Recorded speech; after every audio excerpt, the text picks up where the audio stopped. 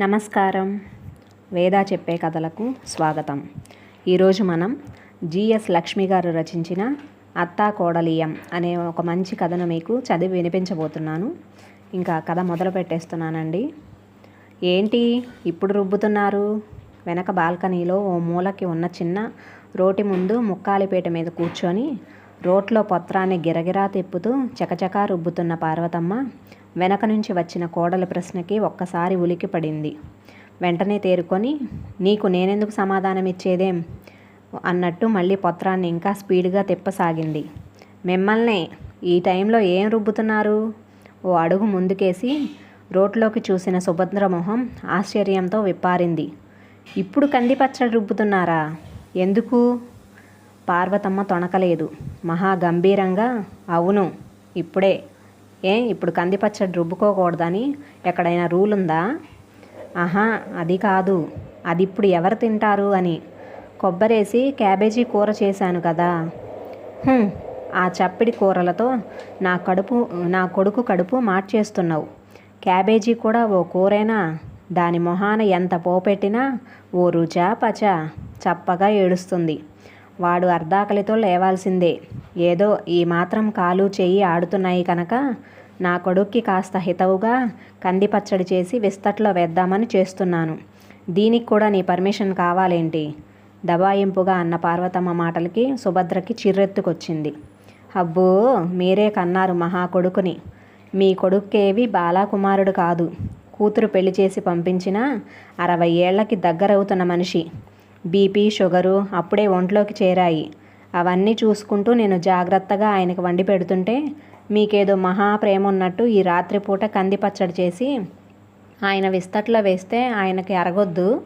తర్వాత ఏవైనా అజీర్ణం గట్రా పట్టుకుంటే ఎవడు పడతాడు బాధ? నేనేగా. అలాంటి అజీర్తి రోగం కాదు నా కొడుకు. రాళ్ళు తిన్నా హరాయించుకోగలడు.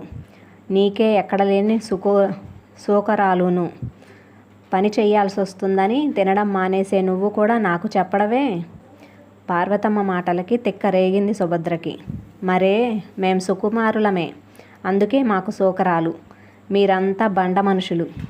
రాళ్ళు తిన్నా హరాయించుకుంటారు. నాకెందుకు ఈ అక్కర్లేని వెంపర్లాట? మీరు మీ కొడుకు చూసుకోండి. అయినా శుభ్రంగా మిషన్ ఉండగా ఈ రోటితో తంటాలు పడ్డం ఎందుకు? ఆనక ఒళ్ళు నొప్పులంటూ మంచం ఎక్కడం ఎందుకు? మూతి తిప్పుకుంటూ కొంగు నడుం చుట్టూ దోపుకుంటూ విసురుగా వంటింట్లోకి వెళ్ళిపోయింది సుభద్ర. మిషన్లో రుబ్బాలిట కందిపచ్చడి, మిషన్లో. ఈవిడగారింకా చెప్పలేదనే కాబోలు నేను రోటి ముందు కూర్చుంటా.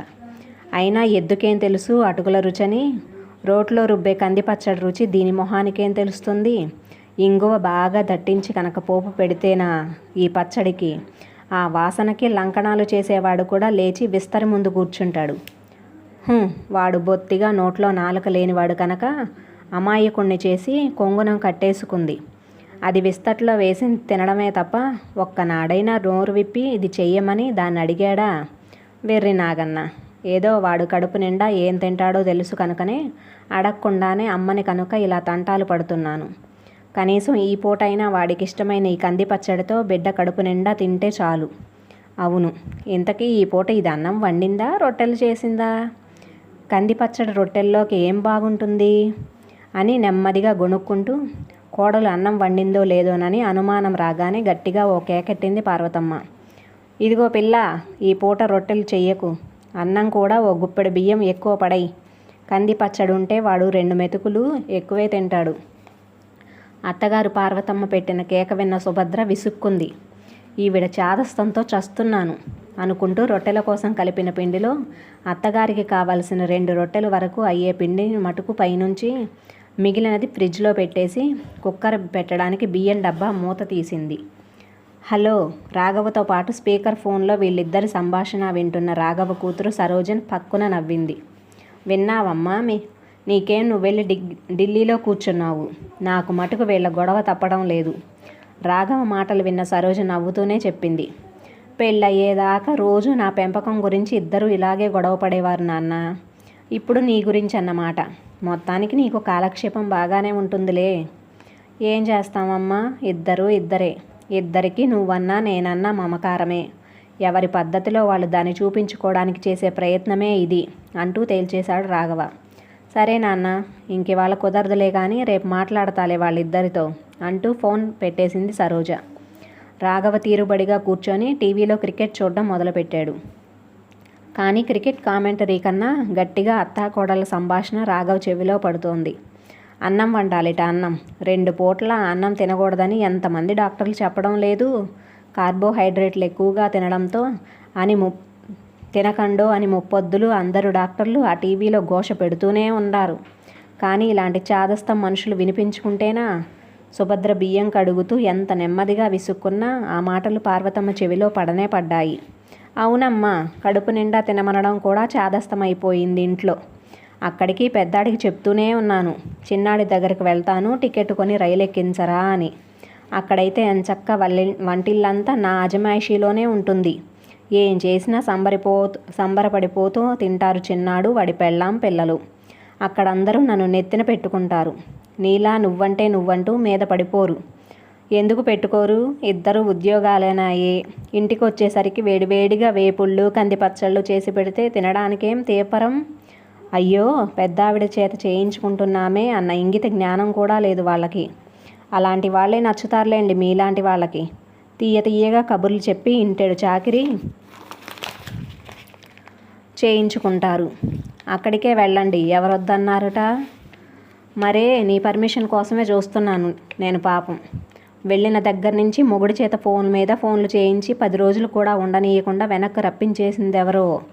ఎంత జానవి కాకపోతే మొగుడిని కొంగున కట్టేసుకొని వాడితో చెప్పించి నన్ను వెనక్కి రప్పిస్తావు? పొత్రాన్ని మరింత గిరగిరా తిప్పుతూ అడిగింది పార్వతమ్మ. అబ్బో, మీ మీద ప్రేమ కారిపోతుందని రప్పించేశాను పాపం.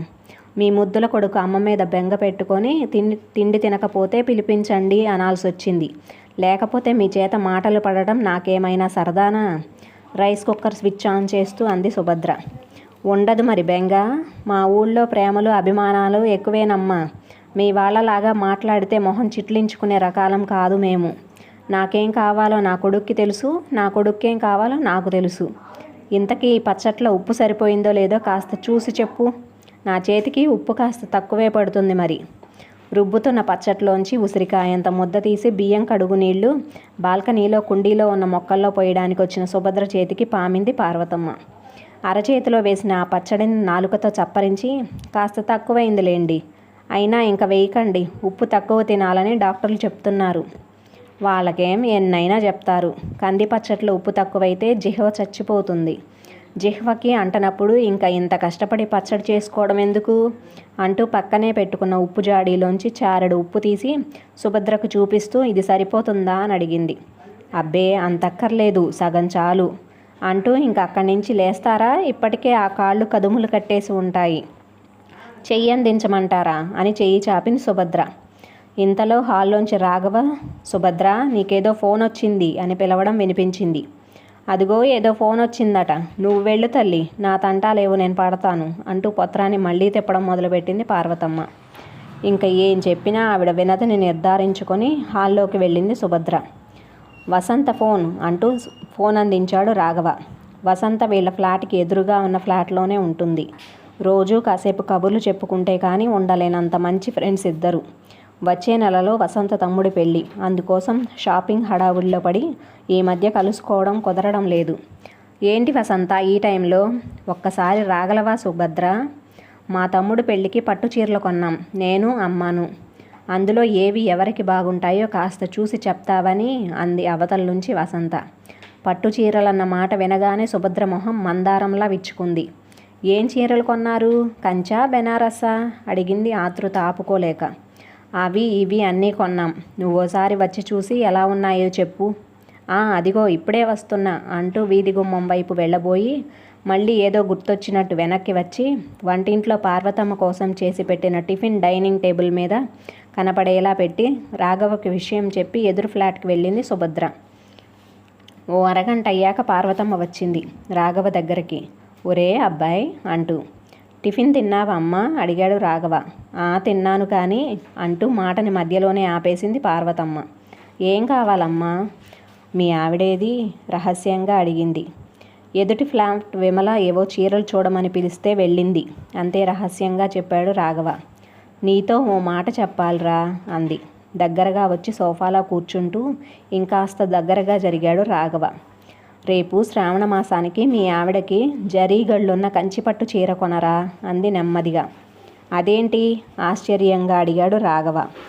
పాపం వెర్రిపిల్ల, ఎప్పటినుంచో దానికి మనసులో ఈ కోరిక ఉందో. మొన్న ఫోన్లో వాళ్ళ అక్కతో అంటుంటే విన్నాను. ఇన్నేళ్ల నుంచి పాపం మనం ఏది కొంటే అదే కట్టుకుంది. కానీ ఎప్పుడూ నోరు తెరిచి నాకు ఇది ఇష్టం అని చెప్పలేదు. నువ్వేమీ లోటు చేసావని కాదనుకో, కానీ ఇన్నాళ్ళు పిల్ల పెళ్లి బాధ్యత ఉంది కాబట్టి ఇద్దరూ పొదుపుగా సంసారం చేసుకుంటూ దాన్ని ఓ ఇంటిదాన్ని చేశారు. ఇప్పటికైనా కాస్త దాని ఇష్టాయిష్టాలు చేసి చూస్తుండు అంది. అలాగే అమ్మా అన్నాడు రాఘవ గొంతు నిండుగా. సరేరా అయితే నేనింక పడుకుంటాను. కంది పచ్చడి చేశాను, మర్చిపోతుందేమో వేయడం, అడిగి వేసుకొని తిను అంటూ తన గదిలోకి వెళ్ళిపోయింది ఆవిడ. సీరియస్గా క్రికెట్ చూస్తున్న రాఘవ మీద ఏదో పడినట్టు అవడంతో ఒక్కసారి ఉలిక్కిపడ్డాడు. తీసి చూస్తే అదేదో ఆయింట్మెంట్. గబుక్కున వచ్చి దాన్ని అందుకున్న సుభద్ర, అయ్యో చూడలేదండి, ట్యూబ్లో ఇంకేమీ లేదని పక్కన పడేస్తుంటే పొరపాటున మీ మీద పడింది. నువ్వెప్పుడొచ్చావు వసంత? వసంత వాళ్ళింటి నుంచి అడిగాడు రాఘవ. ఇందాకనే వచ్చాను. మీరా క్రికెట్లో మునిగిపోయున్నారు. ఏ దొంగాడైనా ఇంట్లో చొరబడినా ఇంతే అంటూ సుభద్ర టేబుల్ మీద కుప్పగా పోసిన ట్యూబుల్లో దేనికోసమో సీరియస్గా వెతుకుతోంది. ఏం కావాలి అడిగాడు. పెయిన్ బాబా అండి, ఇక్కడే ఎక్కడో ఉండాలి. ఏం నడునొప్పిగా ఉందా? నాకు కాదు, మీ అమ్మగారికి. చూడండి కాళ్ళు రెండూ ముడుచుకొని ఎలా పడుకున్నారో.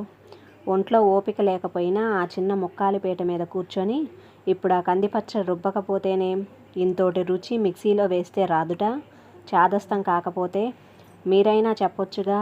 అబ్బే, గుళ్ళో విగ్రహంలా అన్నీ వింటూ అలా కూర్చుంటారు తప్పితే పెదవి మెదపరుగా అంటూ అటు పక్కన దొరికిన పెయిన్ బామ్ ఆయింట్మెంట్ ట్యూబ్ పట్టుకొని పార్వతమ్మ గదిలోకి వెళ్ళిన సుభద్ర మాటలు అక్కడి నుంచి హాల్లో ఉన్న రాఘవ చెవిలో కూడా పడ్డాయి. ఓసారి కాకపోతే ఓసారైనా చెప్పిన మాట వినాలి. మీరేమైనా బాలాకుమారి అనుకున్నారా రోట్లో కందిపచ్చడి రుబ్బేయడానికి? ఆ కాళ్ళు ఇలా చాపండి, కాస్త మందు రాస్తాను. రోజు రోజుకి మీ చాదస్తంతో చస్తున్నాను. ఇప్పుడు మీ అబ్బాయి ఆ కందిపచ్చడి తినకపోతే వచ్చే నష్టమేమిటో. ఏం చేస్తాం, నాకు తప్పుతుందా? పెద్దవారు అలా కాళ్ళు మునగ తీసుకొని పడుకుంటే ప్రాణం ఉసూరు మనదు. ఇదిగో ఇప్పుడే చెప్తున్నాను, మీరు మళ్ళీ ఇలాంటి బండ పనుల జోలికి వెళితే మటుకు నేను మా పుట్టింటికి వెళ్ళిపోతాను. మీరు మీ అబ్బాయికి కందిపచ్చడే రుబ్బి పెట్టుకుంటారో కందా బచ్చలే చేసుకుంటారో మీ ఇష్టం. ఆ మాటలను వింటున్న రాఘవ ఈ అత్తాకోడళ్ళకి తను తన కూతురు కన్నా వాళ్ళల్లో వాళ్ళకే ఒకరంటే ఒకరికి మహా మమకారం అనుకుని నవ్వుకున్నాడు. కథ సమాప్తం. నా కథ మీకు నచ్చినట్లయితే లైక్ చేయండి, షేర్ చేయండి, కామెంట్ చేయండి, సబ్స్క్రైబ్ చేసి నన్ను ఎంకరేజ్ చేయండి. ఉంటానండి.